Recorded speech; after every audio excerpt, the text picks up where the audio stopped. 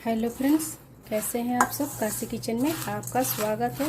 आज हम चना दाल से नमकीन बनाएंगे जो खाने में बहुत अच्छा लगता है। आप एक बार बनाइए, 1 महीना आराम से खा सकते हैं। इसको एयर टाइट कंटेनर में रखकर तो बनाना शुरू करते हैं। 1 कटोरी चना का दाल लिए हैं। दाल को अच्छे से पानी डालकर धो लेते हैं। ऐसे हम हाथ से रगड़ रगड़ कर धुल लेंगे।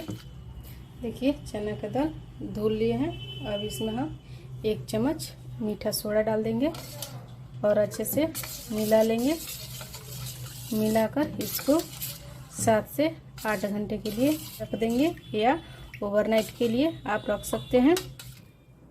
देखिए कितना अच्छे से फूल गया है और ये काटने से कट जा रहा है। अब इसको हम 2 से 3 पानी अच्छे से धो लेते हैं।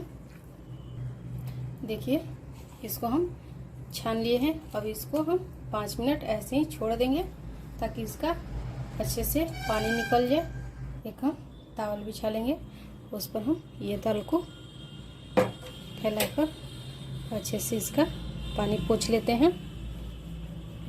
आप चाहें तो इसको पंखे में भी थोड़ा देर रख सकते हैं ताकि अच्छे से इसका पानी सूख जाए।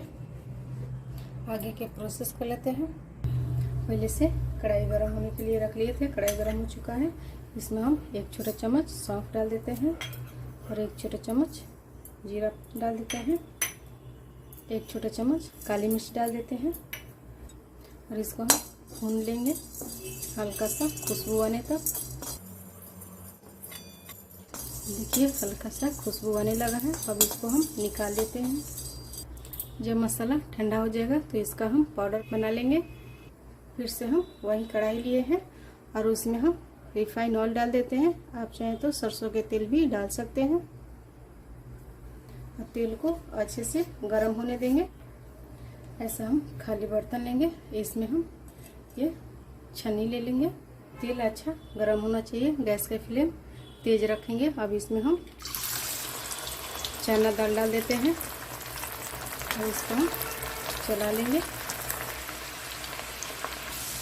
जब चना दाल पक जाएगा तो ऊपर आने लगेगा अपने आप ही। देखिए कैसे चना दाल ऊपर आ रहा है,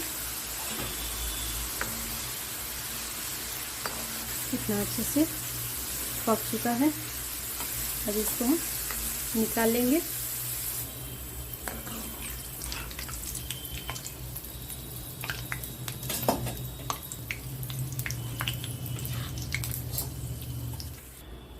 अब इसमें हम मूंगफली भी डालकर भून लेते हैं।